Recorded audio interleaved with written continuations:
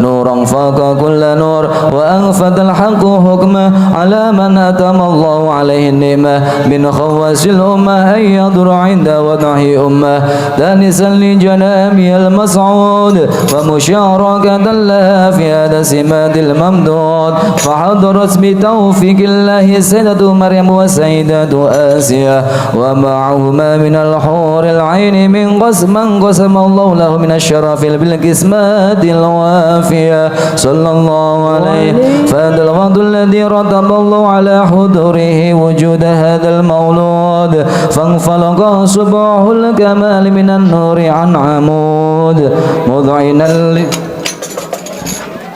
وبرز الحامد المحمود مذعنا لله بتعظيم وسجود صلى الله على محمد صلى الله عليه وسلم صلى الله على محمد صلى الله عليه وسلم يا نبي سلام عليك يا رسول سلام عليك يا حبيب سلام عليك يا رسول الله صلوات الله عليك يا نبي سلام عليك يا رسول سلام عليك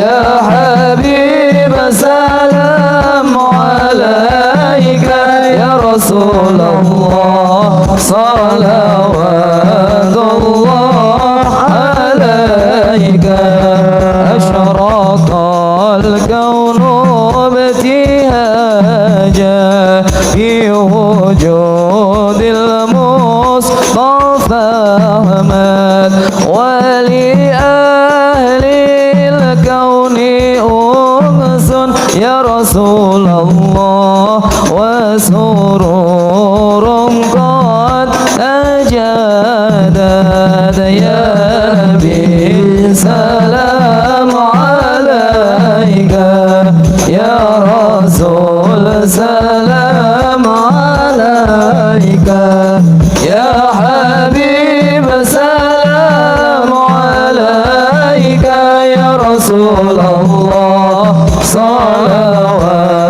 الله عليك فاضربوا يا أهل المثاني فهزار اليوم غرات واستهزئوا بجمال يا رسول الله فكفي الحسن تفرد يا نبي سلام عليك يا رسول سلام عليك يا حبيب سلام عليك يا رسول الله صلوات الله عليك ولنا البشرى بسعد مستمر ليس يغفل حيث أوتينا عطاء يا رسول الله جمع الفخر المؤبد يا نبي سلام عليك يا رسول سلام عليك يا حبيب سلام عليك يا رسول الله صلوات الله عليك فلربي كل حمد جل أن يحصره العاد إذا حمانا رسول الله المصطفى الهادي محمد يا نبي سلام عليك يا رسول سلام عليك يا حبيب سلام عليك يا رسول الله صلوات الله عليك مرحبا يا رسول الله أهلا مرحبا بك إن بك نسعد مرحبا مرحبا يا نور العين مرحبا مرحبا جد الحسين مرحبا وبجاهه يا إلهي مرحبا جود وبلغ كل مقصد مرحبا مرحبا يا نور العين مرحبا مرحبا جد الحسين واهدنا ناجى سبيلي مرحبا مرحبا كي بنا سعد ونور شاد مرحبا مرحبا مرحبا يا نور العين مرحبا مرحبا مرحبا جاد الحسين مرحبا مرحبا ربي فاغفر لي ذنوبي يا الله ببركات الهادي محمد يا الله ربي فاغفر لي ذنوبي يا الله ببركات الهادي محمد يا الله ربي بلغنا بجاهه يا الله في جواري خير مقعد يا الله ربي فاغفر لي ذنوبي يا الله ببركات الهادي محمد يا الله وصلاة الله تغشى أشرف الرسل محمد وسلام مستمر كل حين يتجدد طلع البدر علينا من ثنيات الوداع وجب الشكر علينا ما دعا لله مرحبا يا مرحبا يا نور العين مرحبا جد الحسين مرحبا مرحبا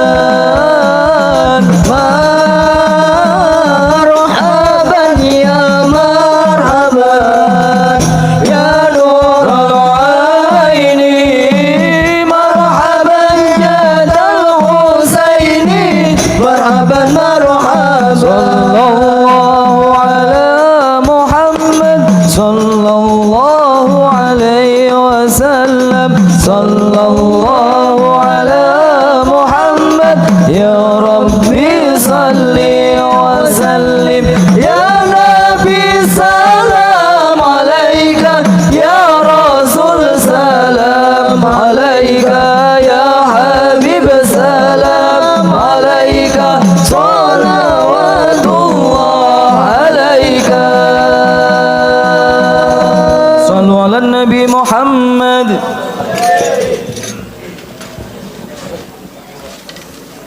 الله اللهم صل وسلم وبارك عليه وعلى آله. وحين برز صلى الله عليه وسلم من بدر أمه برز رافعا ضرفه إلى السماء مؤمنا بذلك الرفيع إلى أنه الأشرف على مجد وسماء صلى الله عليه. وكان وقت مولد سيد الكونين من الشهور شهر ربيع الأول ومن الأيام يوم الاثنين وموضع ولادته وقبره بالحرمين. وقد ورد أنه صلى الله عليه وسلم ولد مختونا مكحولا مدعو سرا تولت ذلك لشرفه عند الله أيدي القدرة. ومع بروزه لهذا العالم ظهر من العجائب ما يدل على أنه أشرف المخلوقين وأفضل الحبائب صلى الله عليه.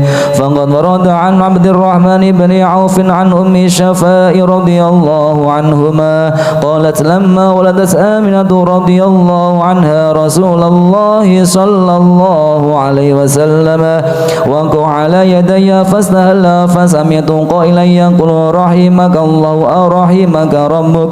قالت الشفاء فأضاء لهما بين المشرق والمغرب حتى نظرت إلى بعض قصور الروم.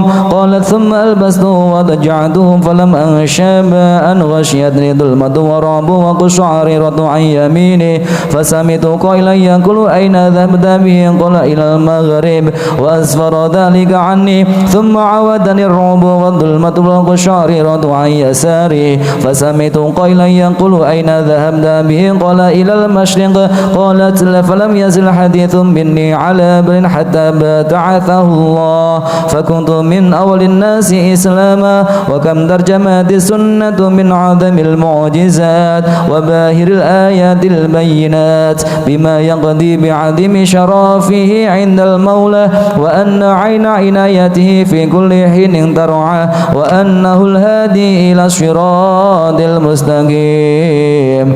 اللهم صل وسلم أشرف الصلاة وسلم على سيدنا ونبينا محمد الرؤوف الرحيم. اللهم صل وسلم وبارك عليه وعلى آله.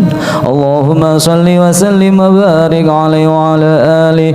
ولقد اتصف صلى الله عليه وسلم من محاسن الأخلاق بما تضيق عن كتابته بدون الأوراق. كان صلى الله عليه وسلم أحسن الناس خلقا وخلقا ولهم إلى مكارم الأخلاق سبقا وأوسعهم بالمؤمنين حلما ورفقا برا رؤوفا لا ينقل ولا يفعل إلا معروفا له الخلق السهل واللفظ المهتوي على المعنى الجزل إذا دعاه المسكين أجابه إجابة معجلة وهو الأب الشفيق الرحيم باليتيم والأرملة وله مع سهولة أخلاق الهيبة القوية التي ترتعد منها فرائس الأقوياء من البرية ومن نشر طيبه تعطرت الطرق والمنازل وبعرف ذكره تطيبت المجالس والمحافل. فهو صلى الله عليه وسلم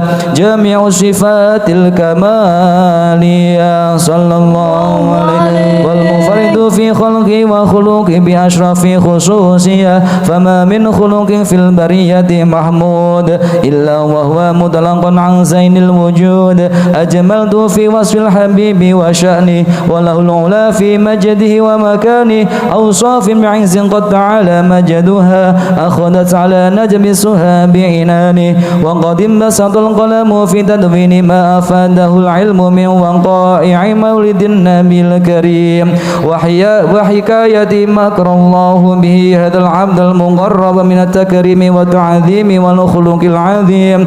فحسون مني أن أمسك الأعنة الأقلام في هذا المقام وأقرأ السلام على سيد الأنام.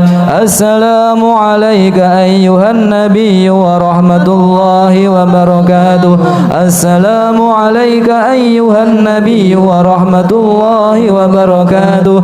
السلام عليك أيها النبي ورحمة الله وبركاته. الصلاة وبذلك يصل الختم كما يصل التقديم فعليه أفضل الصلاة والتسليم اللهم صل وسلم أشرف الصلاة والتسليم على سيدنا ونبينا محمد الرؤوف الرحيم اللهم صل وسلم وبارك عليه وعلى آله. Alhamdulillahirabbil alamin.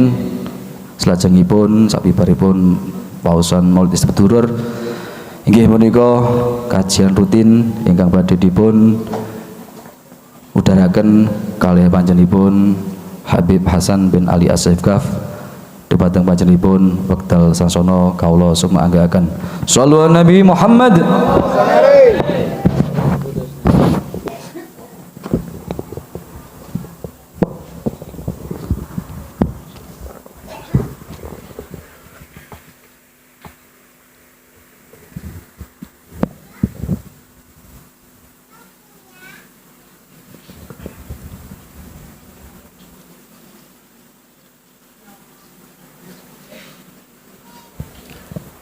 Bismillahirrahmanirrahim. Assalamualaikum warahmatullahi wabarakatuh.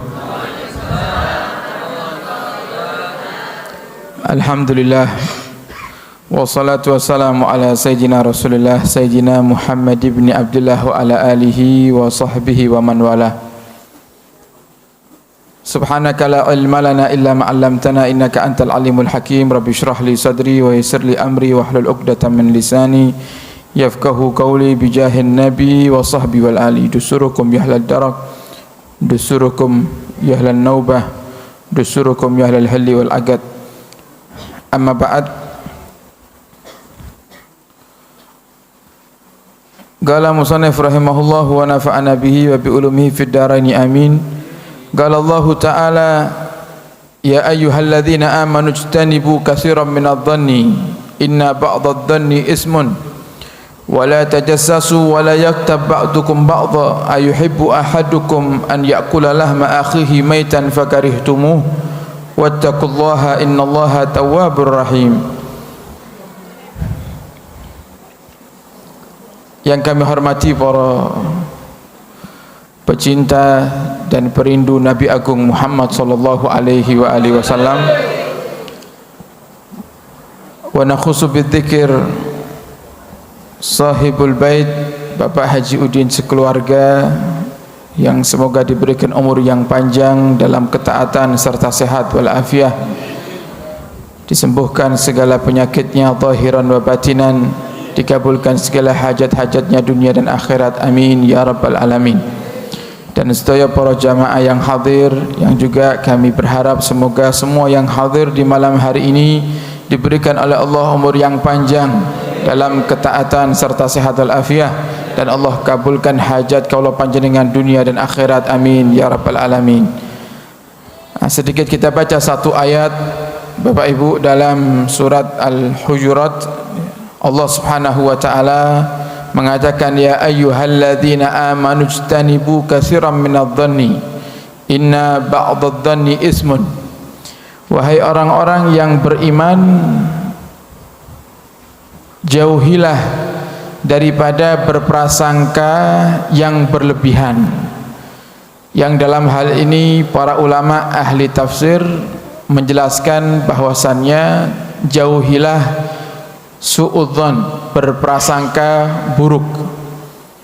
Orang yang mudah berprasangka buruk niku para hadirin hidupnya tidak tenang, hidupnya tidak nyaman. Sebaliknya orang yang mudah husnudzon, berprasangka baik, maka hidupnya akan penuh dengan keberuntungan.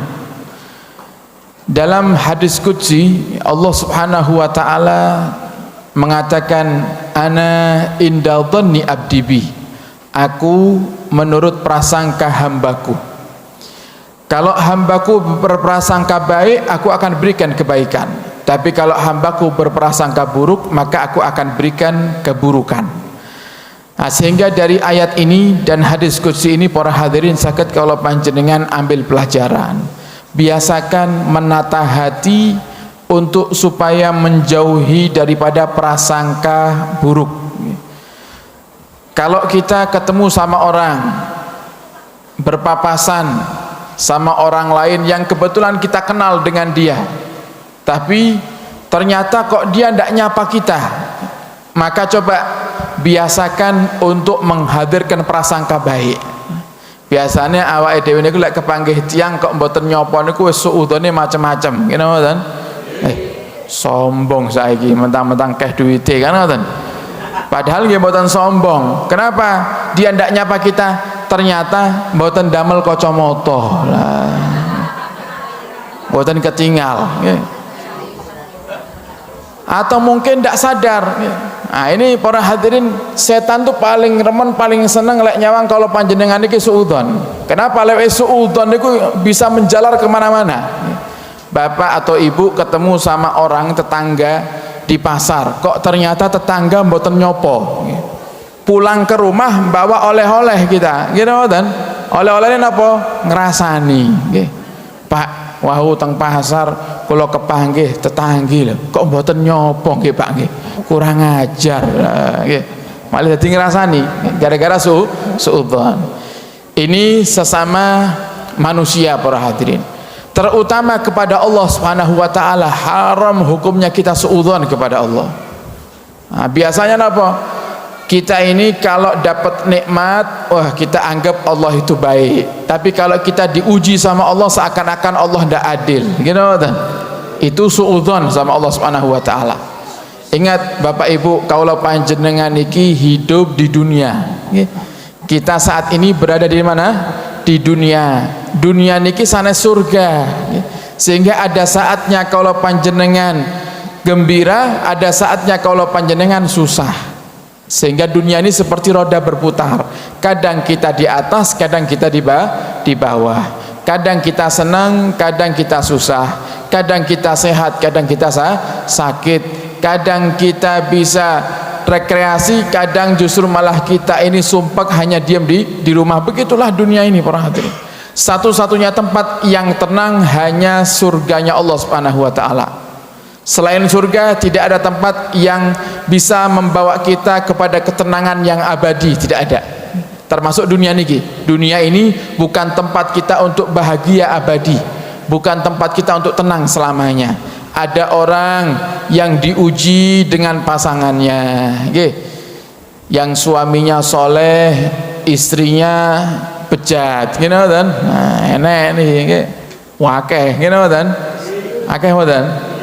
Wong itu kok. Yang laki baik, yang perempuan tidak baik, atau sebaliknya, yang perempuan solehah, yang laki yang tidak baik, gitu. Istrinya masya Allah ahli majlis, ahli ibadah, yang lakinya mirip Fir'aun, gitu. Nah, enten iki kalau nggih pernah nemui Bapak Ibu, ada satu jamaah pengajian Ahad pagi di Tulungagung, itu datang ibu-ibu sama kawan-kawannya Engkang Baturi. Setelah Ahad pagi cerita ke kita, minta solusi. Habib, saya ini alhamdulillah aktif di majelis dan selalu mencoba untuk mengamalkan ilmu, tapi saya punya suami tidak senang kalau lihat saya ibadah. Nah, jadi kan mirip Fir'aun, kan? Tidak senang lihat istrinya ibadah, istrinya sholat duha niku diamu intek ngame Bapak Ibu, wah habis sudah. Jadi kalau istrinya mau sholat duha itu sembunyi-sembunyi. Jadi kayak sudah zaman Nabi awal-awal dakwah nih, sholat sembunyi-sembunyi sama sahabat. Kenapa? Nanti kalau ketahuan orang-orang kafir Mekah ini bisa disiksa. Nah, ini ada seorang perempuan, suaminya ngelihat istrinya ibadah, dia marah-marah. Kalau waktunya sedekah, istrinya kelihatan sedekah ngamuk-ngamuk, tidak boleh sedekah. Alasannya hemat pangkal kaya. Nah, hemat pangkal kaya tapi pelit luar biasa. Sampai benar-benar si suami ini sudah pelitnya luar biasa, kepingin setiap hari itu pokoknya fokus untuk mengumpulkan duit aja. Akhirnya saya kasih solusi ngeten mawon Bu, Coba ajak suaminya ke majelis. Oh, mboten purun, Beb. Lah jenengan lek ke majelis kula niki sing nganter sinten? Nggih suami, Beb. Jadi suami itu nganter, rumahnya tuh jauh, Pak. Dari majelis saya itu rumahnya kira-kira 20 menit naik motor. Loh, jenengan diantar sama suami. Lah terus suami nih, kenapa kok tidak masuk ke majelis? Suami pulang, Beb. Pulang ke rumah, nanti setelah pulang saya telepon, kalau majelisnya sudah selesai saya telepon, Pak, majelisnya sudah selesai, jenengan jemput kula nggih. Nah, jadi balik lagi ke tempat majelis 20 menit. Nah itu 20 menit berangkat ngantar istrinya, 20 menit pulang ke rumah, dapat beberapa menit ditelepon sama istrinya, majelisnya sampun bubar, jemput lagi 20 menit, kemudian bawa pulang istrinya 20 menit. Cawi. Okay. Saking antinya sama majelis ini. Okay. Lek ndak wong mumet tengah, nggih. Akhirnya saya bilang gitu, oh ngeten mawon nggih. Jadi jenengan siasati. Kita ini kadang perlu berpolitik nih sama pasangan ini kersane taubat. Jenengan matur ngeten sama bapaknya, Pak, timbangane jenengan nganter kula ke majelis kemudian jenengan pulang. Mangke pulang jemput kula malih, pulang malih, eman-eman bensine, Pak. Nah, pasti suami jenengan akan mikir di situ. Akhirnya napa disampaikan. Ternyata benar. Suaminya mikir enggih toh. Ternyata nggih bensin nggih telas kathah to boleh riwa-riwi nganterin jenengan kemudian jemput malih. Nah, kemudian saya bilang, jenengan matur teng bapake timbangane jenengan mulih, Pak, mending jenengan nunggu di parkiran mawon. Jenengan tenggo teng parkiran. Lek jenengan mboten purun melebet teng majelis, jenengan tenggo teng parkiran. Akhirnya diamalkan niki, dilakukan sama bapaknya niku nggih. Dengan tidak malunya ya, yang lainnya bapak-bapak masuk ke majelis ngaji, dia nunggu di parkiran, Bapak Ibu. Lama kelamaan piyambak ini ku isin-isin dhewe nggih. Kok dadi kok tukang parkir to aku nggih. Akhirnya mlebet teng majelis, terpaksa masuk ke majelis, duduk di majelis terpaksa. Kalau bukan karena istri ya tidak mau masuk ke majelis. Masuk ke majelis. Dan alhamdulillahnya orang niku Bapak Ibu kalau mau duduk ke majelis, mau masuk ke majelis, orang tersebut akan mendapatkan rahmatnya Allah walaupun hatinya tidak ikhlas duduknya. Nah, seperti kita di malam hari ini, misal bapak-bapak hadir di sini ikhlas, jenengan ajak istrinya sebenarnya tidak mau, tapi jenengan maksa, akhirnya terpaksa istri ikut. Kenapa? Suaminya sing ngajak, lek mboten nurut mangke ndak diparingi duit jajan, gitu kan? Nah, akhirnya ibu wedi, takut datang ke majelis ini terpaksa. Saya ceramah, ibu turu, gitu kan? Nah, saya ceramah tidak direken, tidak jadi masalah. Rahmat yang sedang Allah turunkan di majelis ini semuanya dapat. Mau yang faham, tidak faham, yang terpaksa atau yang ikhlas, semuanya dapat rahmatnya Allah. Rahmat yang sudah masuk ke dalam diri kita niki Bapak Ibu, yang akan membuka hati agar bisa menampung hidayahnya Allah Subhanahu wa taala. Akhirnya pun apa? Si bapak niki para hadirin mulai berubah. Anaknya dipondokkan, wah mulai baik nih. Padahal kemarin-kemarin anak itu was digembleng, pokoknya kerja, cari duit. Padahal masih kecil anaknya. Pokoknya dibimbing suruh jaga toko, kan nggak ada toko. Orang kaya, orang berduit. Akhirnya anaknya masuk ke pondok. Setelah itu satu hari saya diminta oleh salah seorang ustadz untuk melepas jamaah umroh. Beb mohon waktu dari panjenengan Beb untuk mendoakan jamaah umroh yang mau berangkat sama ngasih motivasi agar mereka semangat beribadah di Mekah dan Madinah. Begitu selesai doa, selesai kasih motivasi, jamaah niki salaman. Saya ngelihat bapak-bapak tadi niki yang tidak mau majlisan berangkat umroh sama istrinya sama anaknya. Coba. Padahal awalnya pelitnya luar biasa kalau uang sampai digunakan untuk sedekah, para hadirin. Tidak mau dia mengeluarkan uang untuk sedekah, itu tidak mau. Istrinya sedekah dia marahi. Lah ini mengeluarkan uang untuk umrah. Lah umrah itu kan mahal, gitu kan? Puluhan juta. Dia keluarkan uangnya untuk berangkat umrah. Kemudian anaknya dan istrinya ketika saya sudah mau pulang, sebelum berangkat naik ke bis untuk berangkat ke Juanda Surabaya, matur ke kula, alhamdulillah, sambil nangis, alhamdulillah Habib, suami saya sudah tobat. Nah, suami saya sudah tobat, mau ibadah, apalagi ini saya kaget tiba-tiba ngajak saya umroh sama anak saya, padahal dulu sedekah saja dilarang. Sedekah aja dilarang. Ini para hadirin, daripada ujian hidup di dunia. Gimana supaya kita cepat mendapatkan solusi ketika kita dapat ujian dari Allah Subhanahu wa taala? Kuncinya satu, paling cepat Bapak Ibu. Napa niku? Husnudzon. Berprasangka baik. Kalau kita prasangka baik sama Allah, Allah cukupi semuanya. Allah berikan kemudahan semuanya. Dalam hal apapun ini, urusan pribadi apalagi urusan perjuangan dakwah.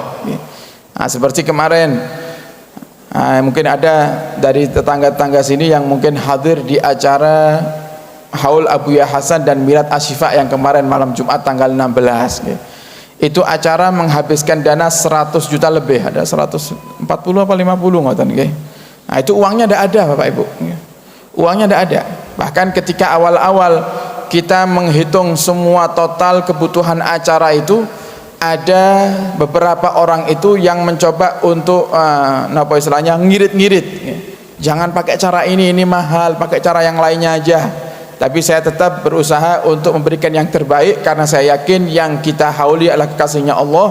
Acara ini adalah acaranya Rasulullah, pasti dibantu sama Allah Subhanahu wa taala. Dan alhamdulillah acara selesai tidak ada hutang. Semuanya tercukupi. Bahkan lebih-lebih para hadirin yang kita dapatkan barokah banyak, pahala juga besar, manfaatnya pun juga banyak. Ini semuanya kita lakukan hanya dengan bekal husnudzon. Orang niku kalau semangat husnudzon kepada Allah Subhanahu wa taala, Allah kasih cepat daripada ijabah apa yang dia hajatkan Bapak Ibu. Semakin kita husnudzon, semakin Allah berikan kebaikan. Jangan malah kita suudzon. Kebanyakan biasanya ada orang itu perkara-perkara remeh itu diarahkannya ke arah suudzon. Napa misalnya ketibanan cecek nggih. Niku wong biyen lek ketibanan cecek ngomongnya enek musibah nggih. Enek musibah. Nasi basi nggih. Baru masak pagi, sore nasinya basi. Wah, sudah bingung. Gitu kan. Ki kok nasi basi enek apa gitu kan gitu nggih. Padahal tidak ada apa-apa. Itu nasi basi yang jadikan nasi itu basi Allah. Gitu kan? Kersane napa? Kersane ayam niku saged mangan nasi nggih. Lek nasi mboten basi nggih jenengan mboten parane teng ayam gitu mboten. Dimakan sendiri karena basi jenengan ndak mau makan dikasihkan ayamnya. Itu cara Allah ngatur rezeki gitu mboten. Wa ma min dabbatin fil ardi illa 'alallahi rizquha. Tidak ada satupun daripada hewan melata sekalipun di muka bumi ini kecuali rizkinya Allah yang nanggung.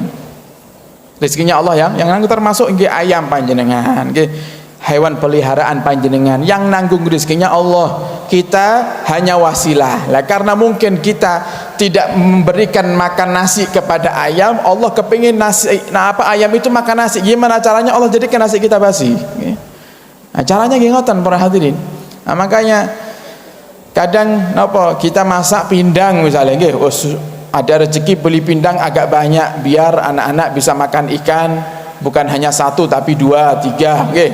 Lah ternyata pindang wis mateng digondol kucing. Gitu kan? Nah, itu caranya Allah ngasih makan kucing dengan pindang. Allah suruh kita beli. Coba napa nggih wonten jarang sekali ada orang niat pergi ke pasar beli pindang dienggo kucinge. Jarang enten. Oh, enten nggih. Oh, kata nggih. Oh, masyaallah nggih. Baik berarti niku nggih. Nah, biasanya kucingnya paling dikai ndase tok, gitu kan? Nah, ini ben kucingnya napa makan yang enak dikasih. Caranya Allah seperti itu. Begitulah manusia Bapak Ibu. Manusia seperti itu. Rezeki itu ada dua.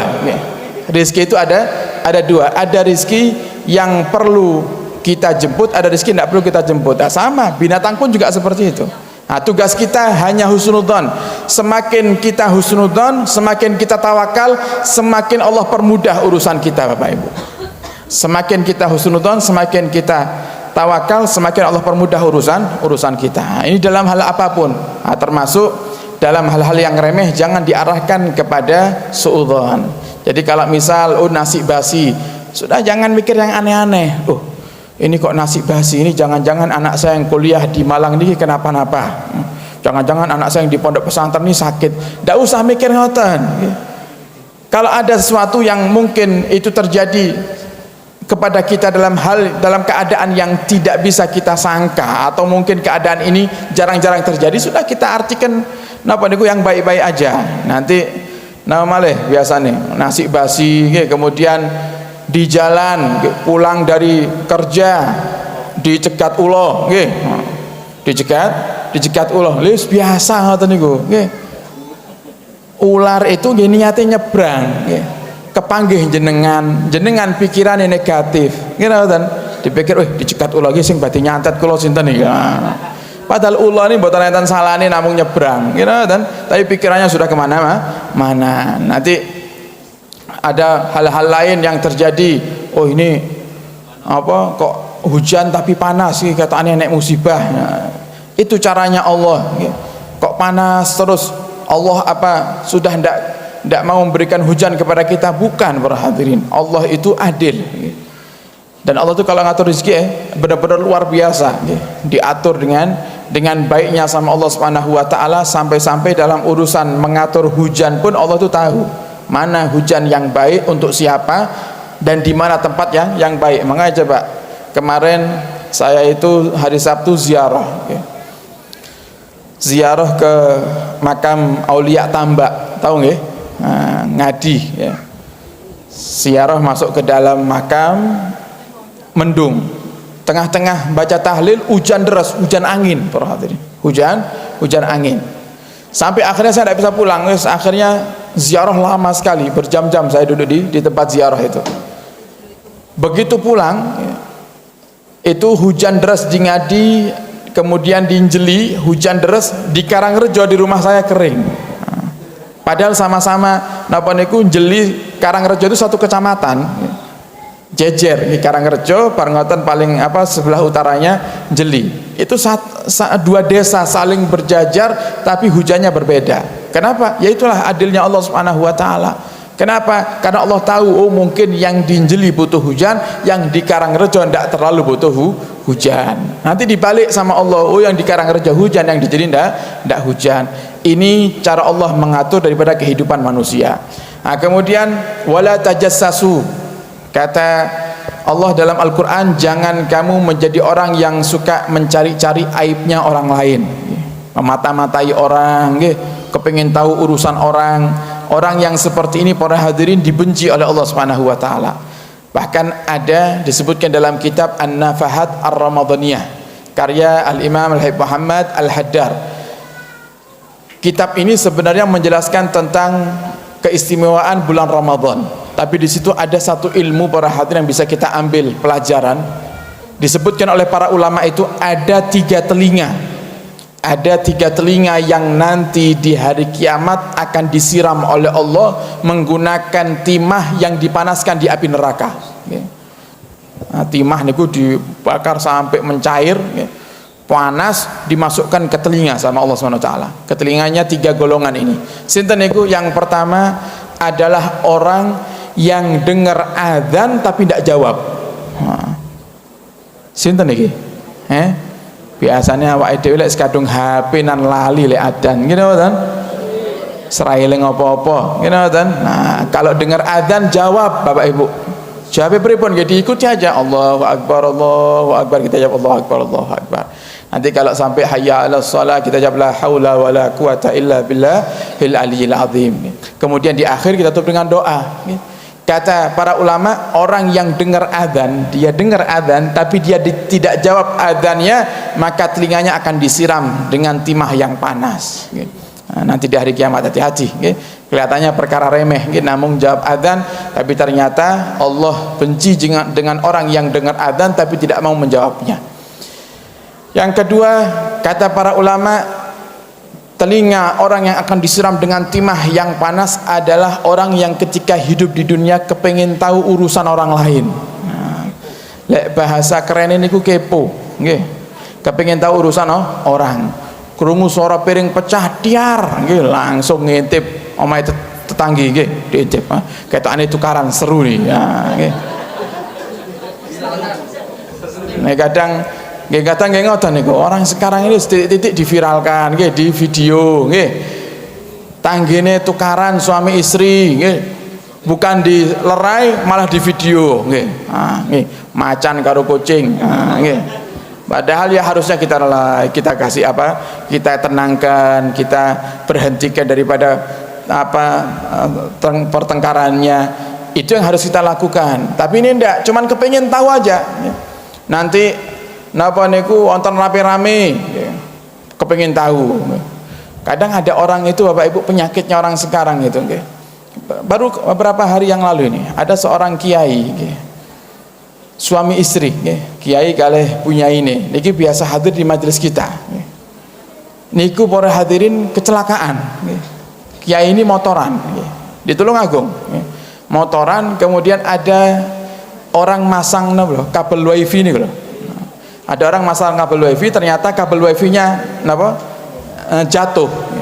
jatuh, ada orang motoran kena kiai ini, kena persis di muka, di wajahnya, sampai akhirnya suami istri terjatuh, kiainya kritis masuk ke ICU. Itu ketika kejadian banyak orang itu yang cerita, ketika kejadian ya kiai itu tergeletak di tengah jalan, orang tuh hanya nonton aja, padahal masih hidup ini, bukan sudah meninggal. Itu para hadirin, terkadang alasannya yang pertama karena sudah tidak memiliki perasaan, sudah tidak memiliki kepekaan, hatinya tidak peka, lihat orang susah itu malah dijadikan tontonan aja. Yang kedua, biasanya banyak mikir negatif. Nah, yang sering terjadi itu kalau ada kecelakaan, kenapa orang banyak yang tidak mau nolong? Itu alasannya karena takut nanti disuruh jadi saksi sama polisi. Jadi saksi loh, tidak dipenjara, kok ribut, Saya juga pernah jadi saksi, para hadirin, aman, aman-amanan saja, paling ditanya, istri kita jawab apa yang kita tahu, tidak tahu ya bilang aja tidak tahu, selesai. Tujuan kita nolong orang, nolong kok kita yang nolong disuruh jadi saksi sama polisi, tidak dipenjara, lo polisi itu malaikat Israel, polisi ya manusia biasa, kita tidak punya salah, ngapain kita takut. Nah, ini para hadirin sering kali terjadi. Nah, hal ini disebabkan karena kita sudah tidak punya kepekaan, dan kadang ada di antara kita yang hanya sekedar nyari bekal untuk pasang status. Enek ribut-ribut di video apa nenek statusnya, nanti lagi ditegur awakmu masang status ono ais macam-macam yang dipasang, lek mboten masang status beb mangke mboten ketinggal lek urip terus nah ini kayak wajib aja, kayak wajib. Itu ada orang sampai bilang ke saya, jenengan apa ganti nomor beb? Mboten ganti nomor kok mboten tahu ketinggal statusnya, mboten tahu masang status kok. SBNPN ini soalnya telepon pas lagi ndak ngaji nggak diangkat, enek WA lagi ndak ngaji nggak dibales, lek status jarang-jarang, jarang sekali saya seminggu paling status bahkan ndak pernah sebulan bisa dihitung status saya itu, sebulan sekali 2 kali masang status, ndak hobi masang status ya, walaupun masih muda tapi ndak hobi, kayak wong tua, macam-macam wong tua, kan. Nah, ini para hadirin, jadi jangan tajassas, jangan kepingin tahu urusan orang. Kemudian walayatab, yang selanjutnya kata Allah, jangan kalian saling menggunjing. Nah, gunjing ini kenapa? Ngerasani. Bapak Ibu, ngerasani niki dosa besar. Ngerasani itu dosanya lebih besar daripada zina. Zina ini kan dosa besar. Ngerasani lebih besar daripada zina. Kenapa? Niki hadisnya. Nah, kita baca supaya kita niki berhati-hati dari ngerasani. Kadang orang sekarang ini mboten ngerasani sedina ngoten mboten penak dirasa nggih. Majelis rasan-rasan ini majelis yang paling digemari. Ngene ngoten. Sore hari ibu-ibu habis mandi kumpul di teras tetangga ngerasani. Mulai 3:30 sampai musola Masjid Muni. Ngene ngoten. Assalatu wassalamu alaika. Masjid sudah mau adzan maghrib, nanti yang ngerasani ngomong, "Duh, ya Allah, cek cepete wis adzan." Ngono. Cobi lek majlisan ngeten nggih, baru ceramah 15 menit wis sambat ae nggih. Ngerasane suwe, tapi lek rasan-rasan 2 jam betah. Gitu kan? Ya, kenapa? Karena setan. Ya, karena ini kerjaannya setan. Kata Nabi Muhammad SAW, "Iyyakum wal ghibah." Hati-hati, jangan kalian menghibah, jangan kalian ngerasani. Fa innal ghibata asyaddu minaz zina, karena menggunjing atau ngerasani itu lebih besar dosanya daripada zina. Sahabat tanya, ya Rasulullah kok bisa namung bekal ngomong tapi dosanya lebih besar daripada zina. Kemudian Rasul menjawab, innar rajula qad yazni wa yatub fayatubullahu alaih. Orang itu kalau zina kemudian dia taubatnya diterima sama Allah Subhanahu wa taala. Orang itu kalau zina kemudian dia sadar dia telah berbuat dosa besar, taubat kepada Allah dengan taubat yang sungguhnya, diterima sama Allah taubatnya. Tapi kalau orang yang ngerasani Bapak Ibu, walaupun dia taubat, selagi orang yang dirasani belum memaafkannya, Allah tidak akan pernah memaafkan. Nah, jadi kalau panjenengan ngerasani, kalau saya misalnya ngerasani jenengan, kemudian saya sadar, ya Allah saya kok ngerasani tetangga saya, ya, kok ngerasani jamaah majlis, ya. Kemudian saya istighfar, tidak mempan istighfarnya, tetap Allah catat saya berbuat dosa besar, naudzubillah. Sampai kapan? Sampai saya datang ke jenengan, saya matur, Pak, kula mriki badhe nyuwun ngapunten, kemarin saya ngerasani jenengan, yang saya rasan ini Pak, saya bahas ini. Harus diterangkan dengan detail apa yang dijadikan bahan rasan-rasan. Kalau orang yang kita rasani memaafkan, kemudian kita istighfar, Allah ampuni. Tapi kan kenyataannya nggih mboten ngoten, nggih ngoten. Tapi kok saya ngerasani jenengan, kemudian saya sadar, ya Allah kok saya ngerasani, besok saya namu ke rumah jenengan untuk minta maaf, Pak ngapunten sangat niki kula dek wingi ngerasani panjenengan, apa yang saya rasani niki lho jenengan ngeten. Nah, saya jelaskan semuanya, kira-kira pripun? Nasu kira ngoten, kurang ajar nggih. Gayane koyo wong alim tapi ternyata ngrasani tok isine. Nah, kan ngoten, malah nesu, malah double dosa saya nggih. Nah, sehingga susah perhatiin. Makanya dosa yang paling susah itu dosa yang kaitannya dengan manusia. Kalau dosa kaitannya dengan Allah Subhanahu wa taala, taubatan nasuha, kita tobat sungguh-sungguh, diterima sama Allah, selesai, diampuni dosa kita. Tapi kalau sudah dosa kaitannya dengan manusia, mau kita istighfar puluhan ribu kali dalam sehari, percuma, tidak akan ada manfaatnya. Sampai orang yang kita ambil haknya, orang yang kita sakiti, orang yang kita zalimi memaafkan kita, Bapak Ibu. Makanya jangan gampang-gampang nyakitin orang. Jangan gampang-gampang lek ngomong, kadang lisane kados napa remblong, nggih ngoten. Mboten saged direm, saenake dhewe lek ngomong. Kadang apalagi zaman sekarang, Bapak Ibu, zaman sekarang ini orang mau ngerasani kadang tidak perlu ngumpul, nggih. Kalau zaman dulu mau rasan-rasan kedah ngumpul riyen, nggih ngoten. Lek sakniki jenengan teng kamar piyambakan, jenengan saged rasan-rasan di grup RT, nggih ngoten. Saged rasan-rasan di grup RW, grup kelurahan, grup desa, nggih wis rasan-rasan dawa. Napa malih niki musim pemilu tambah, nggih ngoten. Tambah yang dukung pasangan calon nomor 1 ngelekne sing nomor 2, yang dukung 2 ngelek sing nomor 3, wis ribut teng grup nggih. Makanya sampai saya tidak mau pusing nggih ngelihat grup di majelis kok mikiri napa pemilu, saya larang membahas pemilu di grup majelis saya nggih. Wis sing dibahas Allah kali Rasulullah mawon. Nah, sing dibahas ilmu agama tidak boleh bahas, terserah mau nyoblos yang manapun podo wae ngene ngoten. Sami mawon. Kemarin yang tahun 2019 nggih, yang kemarin 2019 ya, presiden nggih, ada 2 pilihan nggih, Pak Jokowi kalian Pak Prabowo nggih ngoten. Yang di bawah pendukungnya, tim suksesnya saling caci maki satu dengan yang lain, musuhan, bahkan saudara kakak adik musuhan gara-gara beda pilihan presiden. Begitu sudah jadi Pak Jokowi, ujung-ujungnya Pak Prabowo jadi menterinya nggih. Sing ning sor panggah musuhan nggih. Ya wis gitu, nanti ujung-ujungnya ini pilihan nggih, yang kepilih nomor berapa, yang lainnya panggah nderek jadi pejabat juga nggih. Artinya mereka pilihannya sekedar ingin mencari target supaya bisa terpilih. Selesai itu kalau tidak terpilih ya tetap mereka akan berbaur satu dengan yang lainnya. Kemudian kalau kita musuhan, ngerasani satu dengan yang lainnya, ini semuanya dosa. Sing dirasani misal sing cocok kali sing nomor setunggal, ngerasani sing nomor kali, dielek-elek nih. Sing nomor pasangan nomor 2 dijelek-jelekan, itu jenengan istighfar 1000 kali, 20.000 kali tidak akan dimaafkan kecuali jenengan datang minta maaf sama calonnya nih. Kira-kira sakit mboten? Nggih. Nah, jenengan misalnya sekarang siapa calonnya? Nggih. Sinten? Apa? Anies, kemudian Ganjar, terus ini malih Prabowo.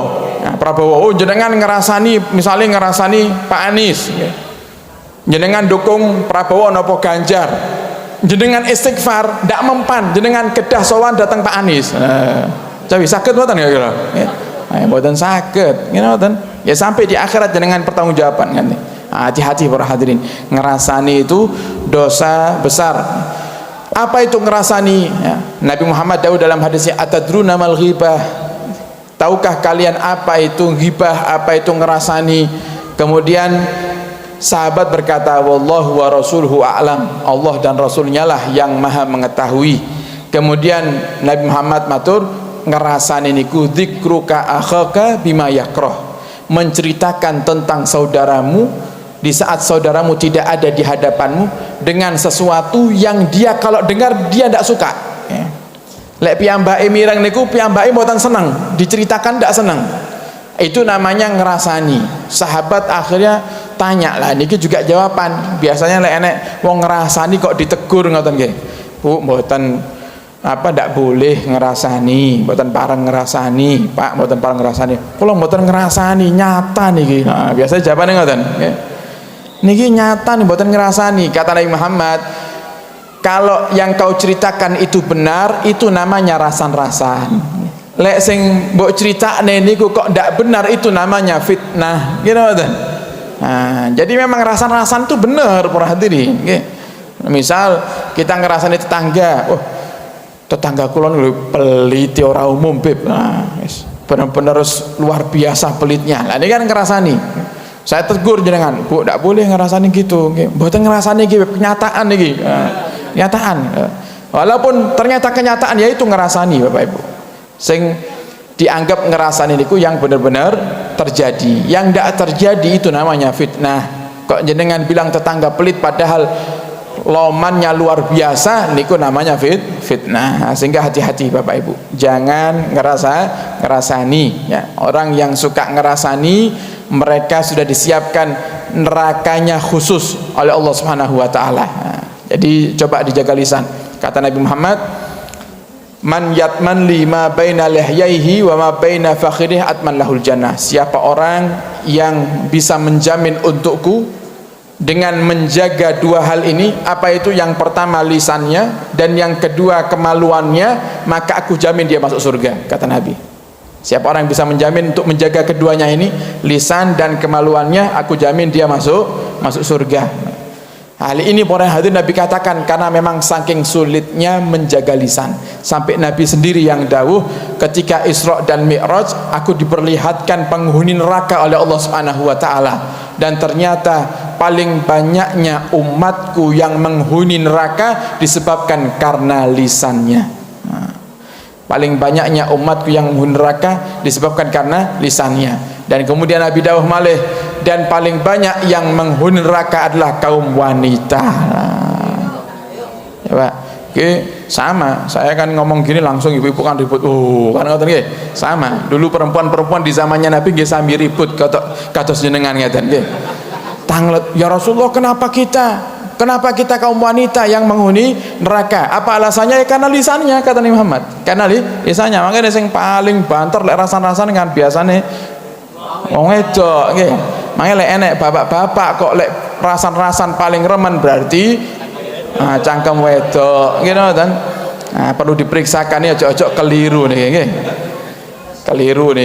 Keliru jenis kelamin gitu kan. Ini apa para hadirin, kata Nabi, karena lisan. Fa inna kunna tuksirna sikaka wa takfurnal asir. Karena kalian itu banyak mengeluh, kata Nabi, banyak ngerasani nggih. Banyak mengeluh nggih. Ngeluh niku napa? Sambat nggih. Kakean sambat. Makanya orang laki itu punya ciri khas. Kalau punya masalah banyak diem orang laki niku. Ngene mboten? Lek wong lanang kakean sambat ojo-ojo wedok nggih. Orang laki itu ada masalah diam aja, nyantai tenang, diam tapi otak berpikir ya. Otak berpikir cari solusi, itu orang laki ya. Kalau perempuan banyak mengeluh ya. Jangan jadi perempuan yang mengeluh itu tidak baik Bapak Ibu ya. mengeluh tidak baik, apalagi yang dikeluhkan masalah suaminya nggih. Biasanya cerita wis lek kadung kumpul kalih rencang-rencang ngoten nggih, cerita pada membanggakan suaminya awake dhewe, atau ada ibu yang ndak senang sama suaminya, wis lek bojoku wis ndak genah belas nggih, ora tau ngehi jajan, ndak pernah ngasih nafkah nggih, kerjane ngopi ae.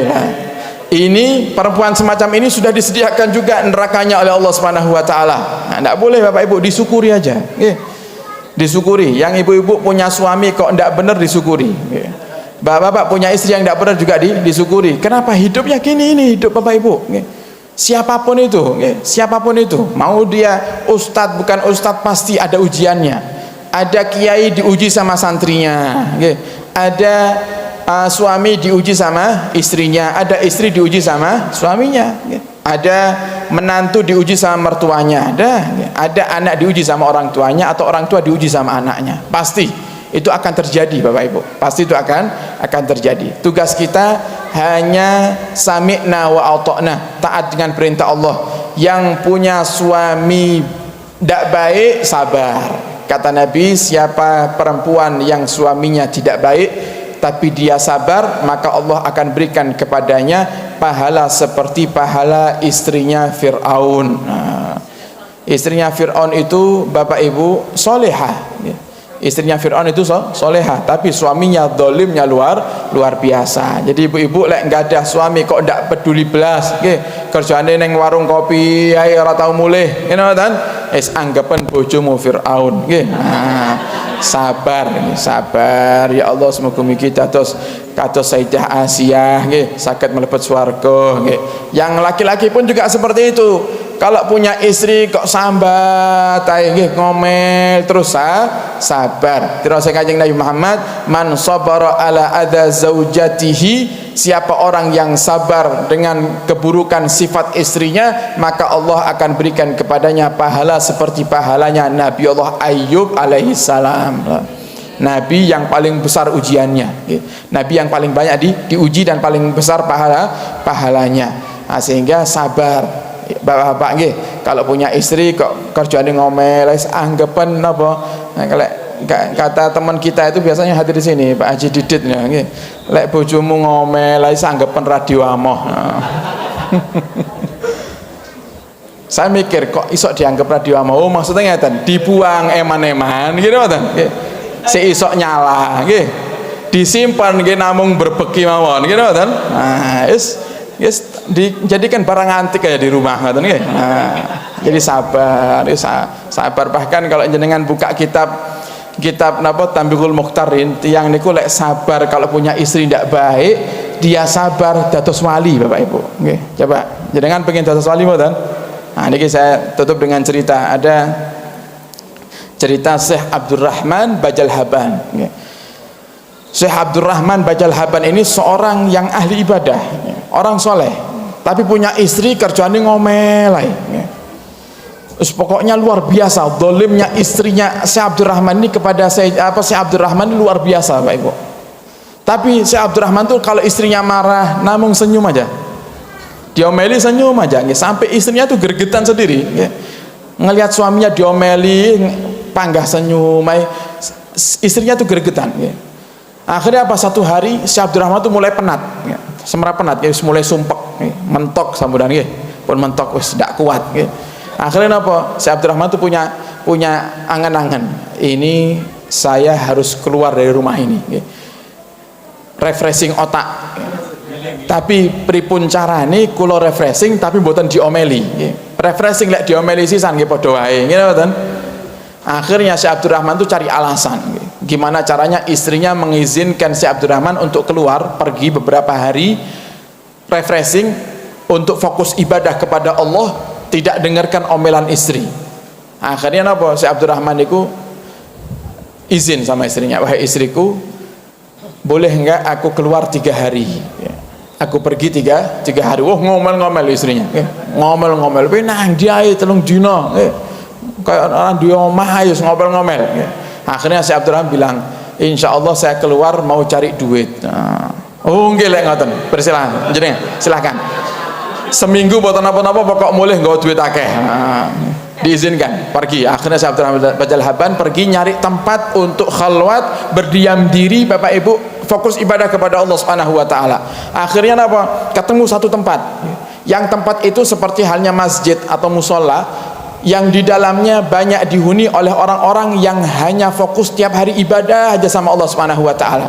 Akhirnya Syekh Abdurrahman Bajal Haban masuk dan beliau izin sama orang-orang yang ada di situ, bolehkah saya bergabung dengan kalian? Oh silahkan, tapi kami ini yang beribadah di tempat ini, di musola ini, kami punya tugas, kita punya jadwal piket. Apa jadwal piketnya? Setiap hari harus ada satu orang atau dua orang di antara kita yang keluar dari musola ini untuk cari makan. Jadi kami yang ada di musola ibadah, yang kena jadwal piket cari makan. Kalau kamu setuju silahkan gabung dengan kita. Akhirnya Syekh Abdurrahman Bajal Haban menyetujui itu. Ya sudah, saya tidak apa-apa, saya dibagi jadwal piket untuk cari makan, nanti jadwalnya saya tiba, saya akan keluar dari cari makan, kata Syekh Abdurrahman Bajal Haban. Nah, akhirnya tiba waktunya Syekh Abdurrahman Bajal Haban untuk mencari makanan untuk semua teman-teman yang ada di musola. Jadi disip ngoten, gantian, supaya tidak semuanya ribut cari makan. Yang cari makan satu orang saja untuk semua yang ada di musola. Nanti yang lainnya fokus ibadah. Nanti besok diganti lagi jadwalnya dengan yang lainnya. Syekh Abdurrahman keluar, Bapak Ibu, cari makan untuk kawan-kawannya.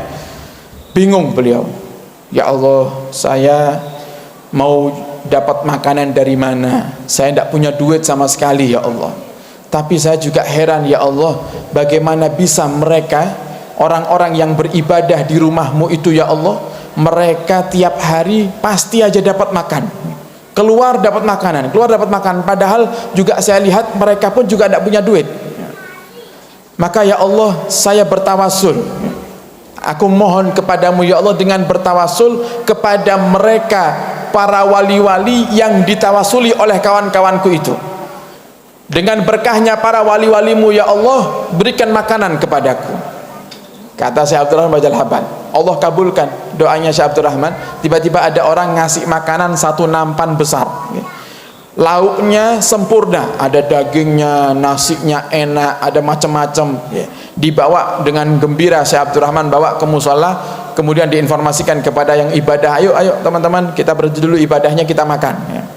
Nah, makan bareng. Setelah itu teman-temannya tanya, ya akhi, wahai saudaraku, ya fulan, dari mana bisa kau dapatkan makanan seenak ini?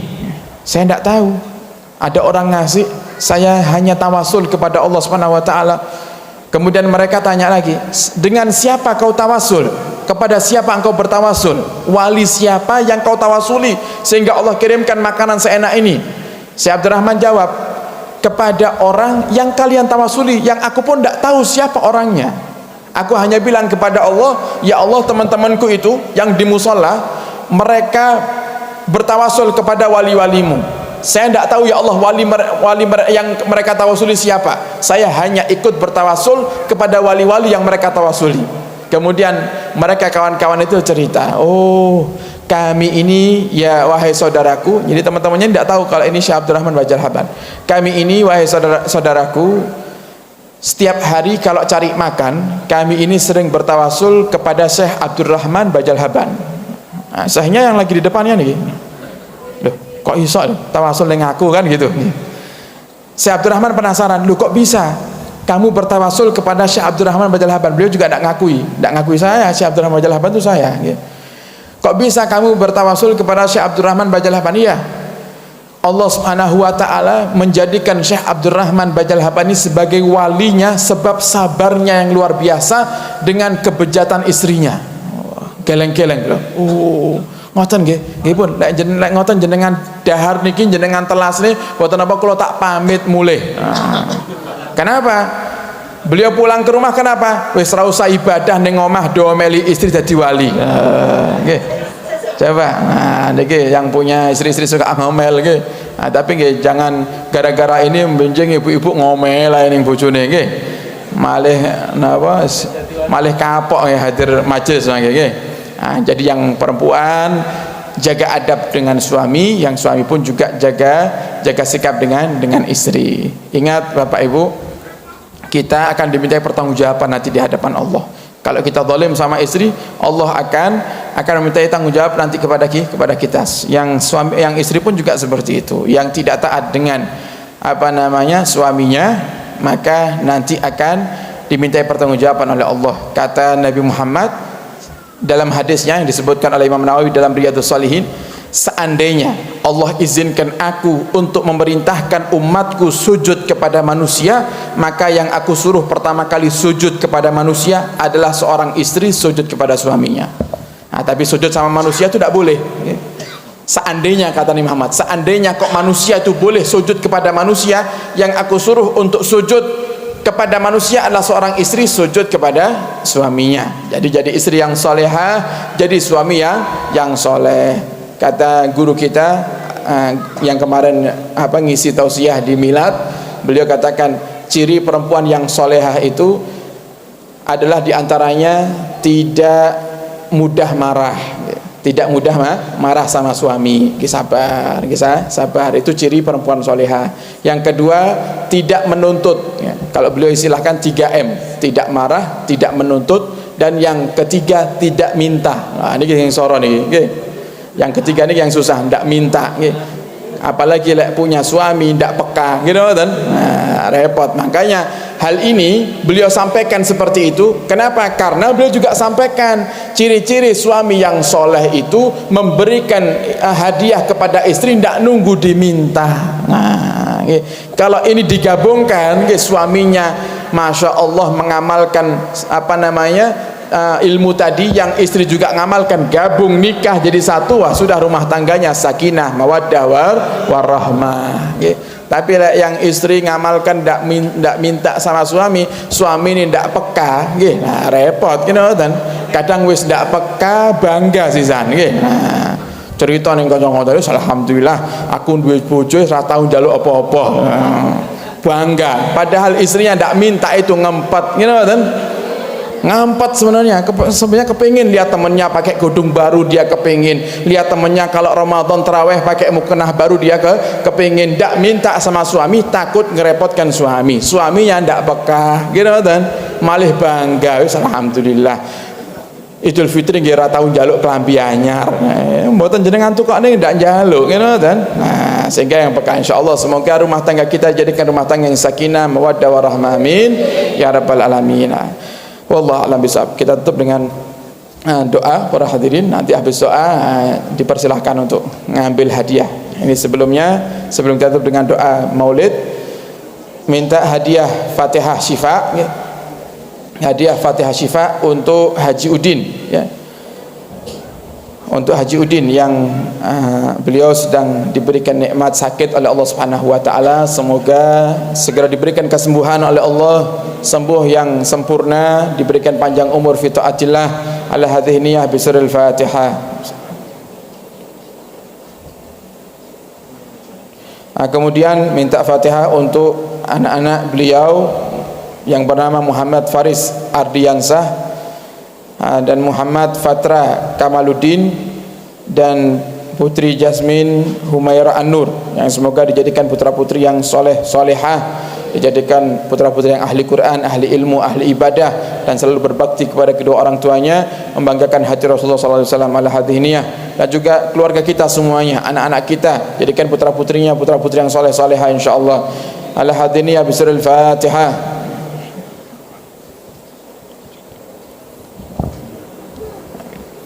Dan sebelumnya Bapak Ibu, kami ingin menyampaikan beberapa program terkait dengan Majelis Asy-Syifa.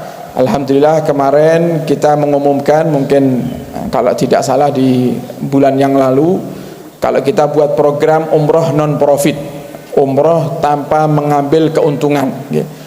Umroh ini Bapak Ibu sudah berjalan 2 kali di Majelis Asy-Syifa, ya insya Allah nanti akan berjalan yang ketiga kalinya di bulan Januari tanggal 12. Alhamdulillah sudah penuh 1 bis, tapi masih ada yang mendaftar sehingga kita buka lagi bis yang kedua.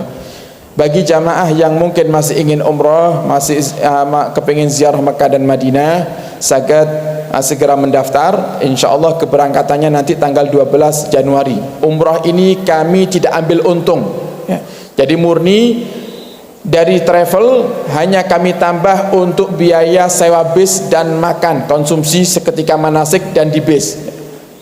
Kami tidak ambil untung, untuk pribadi saya tidak ngambil untung, untuk teman-teman nanti yang membantu panjenengan untuk mendata, kemudian menyampaikan, menyambungkan ke travel, membookingkan pesawat, hotel dan lain-lainnya, semuanya murni membantu, tidak ada yang digaji Bapak Ibu. Jadi teman-teman kita yang datang itu tidak ada yang digaji. Nah, program ini sudah berjalan 2 kali. Nah, terakhir yang kemarin Maret. Nah, alhamdulillah ini istri daripada Pak Haji Udin juga ikut beserta putranya Mas Faris juga ikut yang Maret kemarin. Nah, ini kita buka lagi program karena banyak yang minta. Kita buka lagi program umrah bersama kami dan Syarifah istri kami dengan program 16 hari. 16 hari itu sudah masuk semuanya, yang tidak masuk hanya pasporan. Biaya paspor kita bikin sendiri, biaya sendiri. Pasporan di Serengat ya, di kantor imigrasi yang ada di Serengat. Nanti bisa dibantu pendataannya, bisa dibantu untuk dibimbing ketika pasporan kalau emang jenengan tidak paham caranya pasporan. Dan yang bantu jenengan semuanya murni ikhlas lillahi ta'ala membantu, tidak ada yang digaji. Beliau riwariwi yang nganter jamaah pasporan ke imigrasi, semuanya tidak ada yang digaji. Khidmah untuk umat Nabi Muhammad. Kenapa program ini kami buat? Padahal kami kalau dibilang butuh uang Bapak Ibu. Sekarang kita lagi bangun. Saya saat ini punya hutang bangunan itu 30 juta yang harus saya lunasi dalam waktu singkat. Saya butuh uang, tapi saya tidak jadikan umrah ini sebagai sarana untuk kita ngambil untung. Kenapa? Karena memang saya tidak punya travel. Asifa juga belum punya travel. Asifa travelnya masih kita bekerja sama dengan travel lain, sehingga kami berikan program ini untuk mempermudah umatnya Nabi agar bisa ziarah Mekah dan Madinah. Program 16 hari, hotel dekat dengan masjid, kemudian makan 3 kali sehari, kemudian perlengkapan, koper, kemudian kain ihram, batik, seragam batik, kemudian yang perempuan dapat mukena, dapat sal, dapat bantal, dapat tas tenteng, dapat tas sandal, semuanya sudah masuk di harga 32 juta. Nah, sakit jenengan bandingkan dengan travel-travel lain, insya Allah kami akan terus berusaha di bawah rata-rata. Nah, biasanya 16 hari dengan free ziarah Taif dan program seperti kami itu biasanya di angka 35 sampai 36 juta, bahkan ada yang 38 juta Bapak Ibu. Ini cukup 32 juta, kami tidak ambil untung. Kalau ambil untung ya mungkin kami akan jual 35 juta atau 36 juta, tapi ini tidak, 32 juta. Monggo engkang ngersakne umrah bersama kami, insya Allah berangkatnya tanggal 12 Januari. Masih dibuka seatnya untuk bis yang kedua. Semoga panjenengan engkang hadir di malam hari ini saged dipermudah untuk segera ziarah Mekah dan Madinah. Sebagaimana kita dipermudah malam hari untuk sholawatan kepada Nabi, semoga Allah permudah kita untuk bersolawat kepada Nabi Muhammad langsung di hadapan Nabi Muhammad SAW. Rasanya membaca maulid di hadapan Nabi niku nikmatnya luar biasa. Semoga panjenengan bisa merasakan semuanya insyaallah ya amin ya rabbal alamin. Yang mau ikut bisa langsung mendaftar ke Pak Haji Mursodo atau panjenengan Soyo yang tiang Kademangan, bisa minta tolong ke Bu Nurin, bisa minta tolong ke Bu Nurin karena beliau juga aktif di Majelis Asyifa. Saged minta tolong agar bisa disambungkan ke tim umroh Majelis Asyifa. Segera daftarkan karena sudah mepet waktunya. Ini sudah akhir November, insya Allah 12 Januari kita akan berangkat. Semoga dipermudah oleh Allah nggih saged umrah sedaya insyaallah. Amin ya rabbal alamin. Nah, kita tutup dengan doa. Nanti kalau sudah selesai doa, selesai baca Fatihah, silahkan diambil hadiahnya nggih. Yang tidak dapat ya hadir lagi bulan depan insyaallah nggih. Semoga keluarga Pak Haji Udin diparingi rezeki ingkang lancar nggih. Terus sakit nyenangkan jamaah insyaallah amin ya rabbal alamin. Bismillahirrahmanirrahim. Alhamdulillah rabbil alamin. Allahumma salli wa sallim ala sayyidina Muhammadin wa ala alihi wa sahbihi ajmain. ولما نظم الفكر من ذراري الأوصاف المحمدية أكودا توجهت إلى الله متوسلا بسيدي وحبيبي محمد صلى الله عليه وسلم أن يجعل سعي فيه مشكورا وفعلي فيه محمودا وأن يكتب عملي في الأعمال المقبولة وتوجهي في التوجهات الخالصة والصلات الموصولة. اللهم يا من إليه تتوجه الأعمال فتعود ظافرة وعلى باب عزته تحد الرحال فتغشى منه الفيوضات الغامرة. نتوجه إليك بأصرف الوسائل لديك سيد المرسلين عبدك الصادق الأمين سيدنا محمد الذي عمت رسالته العالمين أن تصلي وتسلم على تلك الذات الكاملة مستودع أمانتك وحفيظ سرك وحامل راية دعوتك الشاملة الأب الأكبر المحبوب لك والمخصص بالشرف الأفخر في كل موطن من مواطن القرب ومظهر قاسم إمدادك في عبادك وساقي كؤوس إرشادك لأهل ودادك سيد الكونين وأصرف الثقلين العبد المحبوب الخالص المخصوص منك بأجل الخصائص اللهم صل وسلم عليه وعلى آله وأصحابه وأهل حضرة اقترابه من أحبابه اللهم إنا نقدم إليك جاه هذا النبي الكريم ونتوسل إليك بشرف مقامه العظيم أن تلاحظنا في حركاتنا وسكناتنا بعين عنايتك وأن تحفظنا في جميع أطوارنا وتقلباتنا بجميل رعايتك وحسين وقايتك وأن تبلغنا من صرف القرب إليك إلى هذا الحبيب غاية آمالنا وتتقبل منا ما تحركنا فيه من نياتنا وآمالنا وتجعلنا في حضرة هذا الحبيب من الحاضرين وفي طرائق اتباعه من السالكين ولحقك وحقه من المؤدين ولأهدك من الحافظين اللهم إن لنا أتماء في رحمتك الخاصة فلا تحرمنا وذنونا جميلة هي وسيلتنا إليك فلا تخيبنا آمنا بك وبرسولك وما جاء به من الدين وتوجهنا به إليك مستسفئين أن تقابل المذنب منا بالغفران والمسيء بالإحسان والسائل بما سأل والمؤمل بما أمل وأن تجعلنا ممن نصر هذا الحبيب ووازره ووالاه وظاهره وأم ببركته وشريف وجهته أولادنا ووالدينا وأهل قدرنا ووادينا وجميع المسلمين والمسلمات والمؤمنين والمؤمنات في جميع الجهات وأدب راية الدين القويم في جميع الأقطار منصورة ومعالم الإسلام والإيمان بأهلها معمورة معنى وصورة واكشف اللهم كربة المكروبين واقضي دين المدينين واغفر للمذنبين وتقبل توبة التائبين آمين وانشر رحمتك على عبادك المؤمنين أجمعين واكفي شر المعتدين والظالمين وابسط العدل بولاة الحق في جميع النواحي والأقطار وأيدهم بتأييد من عندك ونصر على المعاندين من المنافقين والكفار واجعلنا يا ربي في الحسن الحسين من جميع البلايا وفي الحرز المكين من الذنوب والخطايا وأدمنا في العمل بطاعتك وصدق في خدمتك قائمين وإذا توفيتنا فتوفنا مسلمين مؤمنين واختم لنا منك بخير أجمعين وصلي وسلم على هذا الحبيب المحبوب للأجسام والأرواح والقلوب وعلى آله وصحبه ومن إليه منسوب وآخر دعوانا أن الحمد لله رب العالمين سبحان ربك رب العزة عما يصفون وسلام على المرسلين والحمد لله رب العالمين بسر الفاتحة. أعوذ بالله من الشيطان الرجيم.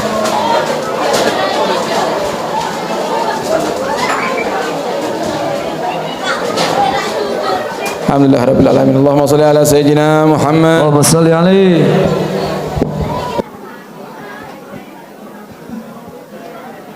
يا حبيبنا علي شايل الله شايل الله يا إمام بني الإيمان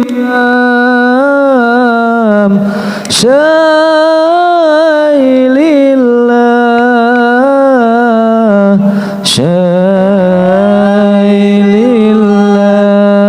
syailillah ya habibana ali